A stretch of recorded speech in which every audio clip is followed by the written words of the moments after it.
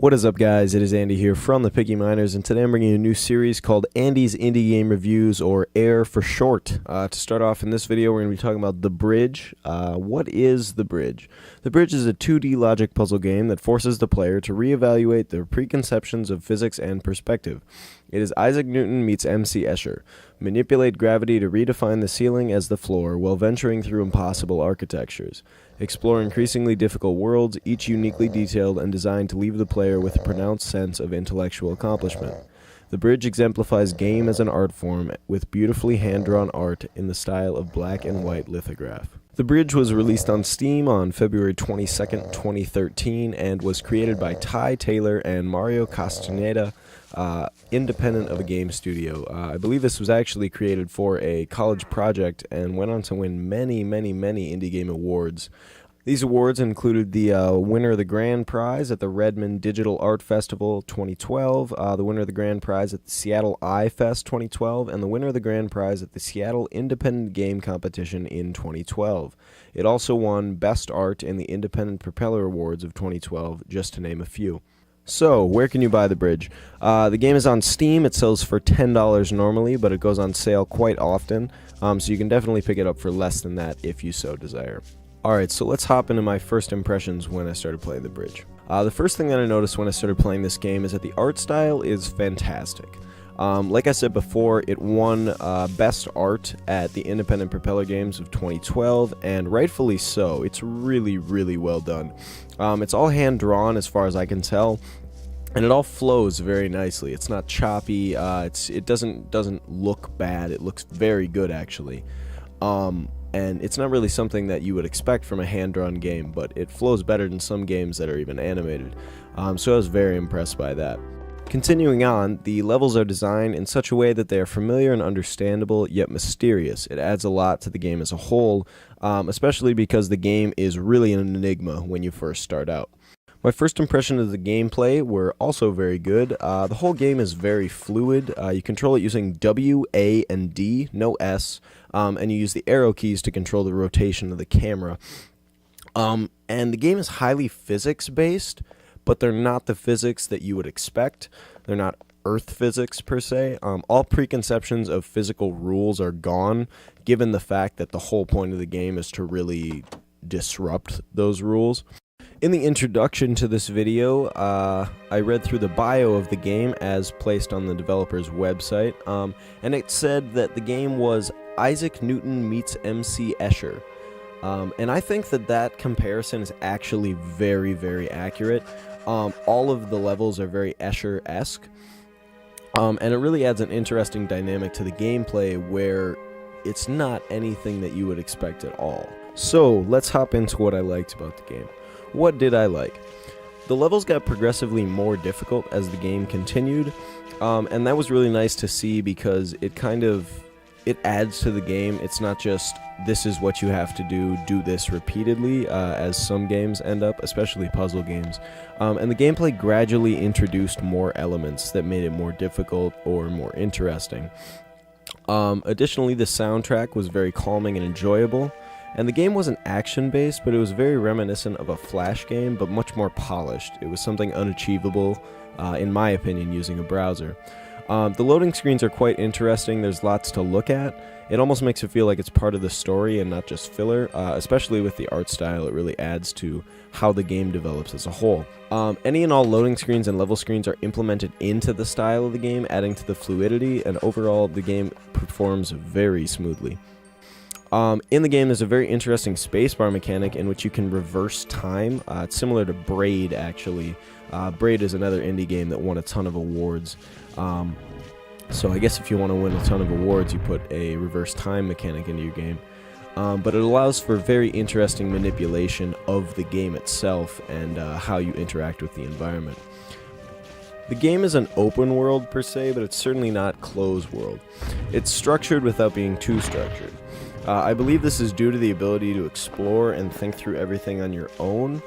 It doesn't just force you into the levels, and the way that the level screens are implemented into the style of the game really enhances the experience.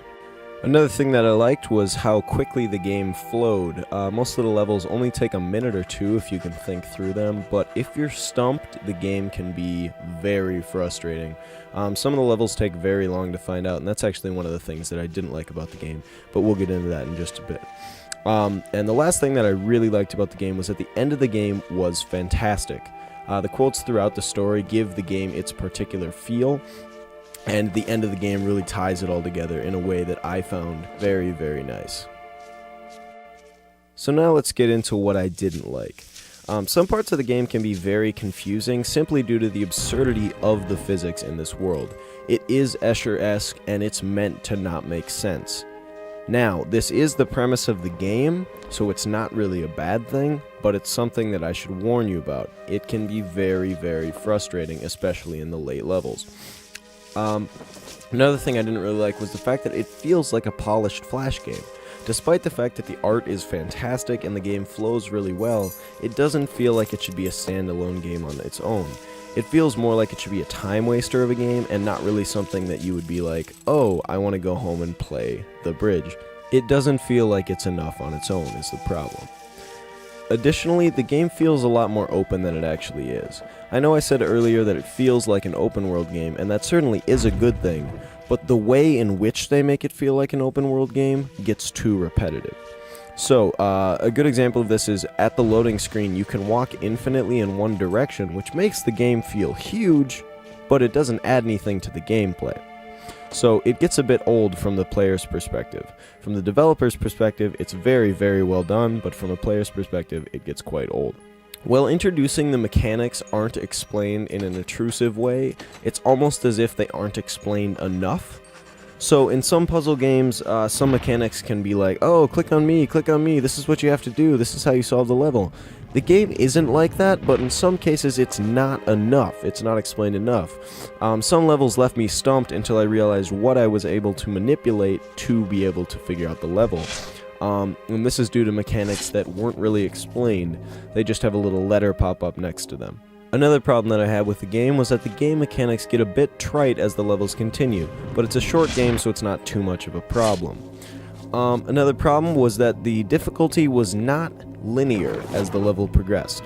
The end levels were much, much more difficult than the beginning levels. The first levels took anywhere from 2 to 5 minutes each, let's say, and the last 2 to 3 levels of the game took anywhere from 20 to 30 minutes for me to figure out. Now, I don't know if that's my own problem, maybe I just can't think this way with all the Escher stuff and this crazy physics, but I found it very difficult to progress through some of the last levels, and it got quite frustrating. So now we're going to talk about the replayability of the game.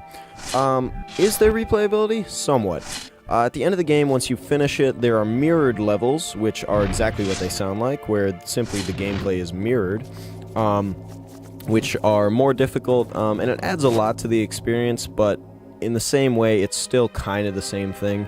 You can unlock another ending as well, which is kind of worth it in and of itself because the first ending was so good. This game has 20 achievements, which show up on Steam when you buy the game, and most of the achievements are skill-based, with a few enigmatic ones that simply show up while playing through the story. And obviously you have your standard ones like beat level 1, beat level 2, all that kind of stuff. There are hidden wisps, which are collectibles within the game, which you complete. I'm actually not really sure how you complete them, but I know that I found one just randomly. Overall, this game is going to net you probably somewhere in the ballpark of 4 to 6 hours, maybe more if you try to find all of the hidden wisps. But yeah, that's pretty much all this game has to offer. So, with all of my likes and dislikes being said, and the replayability of the game and everything, what would I rate it out of 10? Overall, I'd give it an 8 out of 10. This is partially due to the art, which I think is enjoyable in and of itself. And also due to the kind of brain-bending gameplay. While it was frustrating at some points, I think that the pros outweigh the cons in this situation, and the gameplay was certainly interesting enough to outweigh the frustration. Overall, should you buy the game? I'd say for sure. For $10, it's pretty much worth it, and especially given the fact that you can probably find it on sale for less than that, I'd say definitely go ahead and buy The Bridge. Alright guys, so this concludes the first installment in the series Air, Andy's Indie Reviews. Hopefully you guys enjoyed the video. If you did, let me know in the comments below. Also, if you guys have any games that you want me to play through or any suggestions on the series, let me know. That's all I got. See you guys.